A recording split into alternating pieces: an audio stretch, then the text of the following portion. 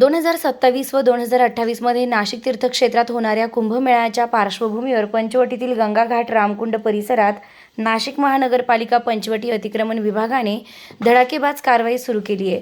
गंगाघाट व रामकुंड परिसरातील अतिक्रमणे हटवण्याची मोहीम वेगानं राबवली जात असून या कारवाई दरम्यान संबंधित व्यावसायिकांना पूर्वसूचना नोटीस न देता दुकाने हटविली जात असल्याचा आरोप व्यावसायिकांनी केला आहे. व्यावसायिकांच्या म्हणण्यानुसार ही कारवाई बेकायदेशीर असून न्यायालयाची परवानगी असतानाही मनपाकडून थेट अतिक्रमण मोहीम राबवली जाते. कोणताही कालावधी न देता कारवाई केल्यानं व्यावसायिकांवर अन्याय होत असल्याची तक्रार त्यांनी केली आहे.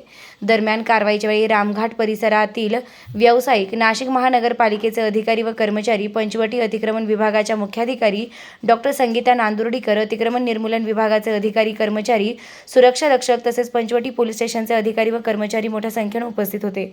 कुंभमेळ्याच्या नियोजनासाठी परिसर मोकळा करण्याच्या दृष्टीनं ही मोहीम असल्याचं मनपाकडून सांगण्यात आलं असलं तरी पूर्वसूचना व कायदेशीर प्रक्रियेबाबत व्यावसायिकांनी तीव्र नाराजी व्यक्त केली आहे.